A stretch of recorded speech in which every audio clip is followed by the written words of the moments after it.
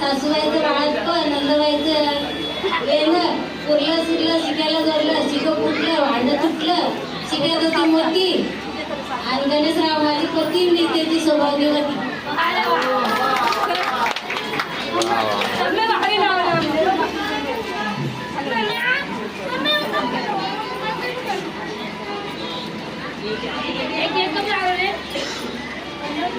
यो तर रोन दे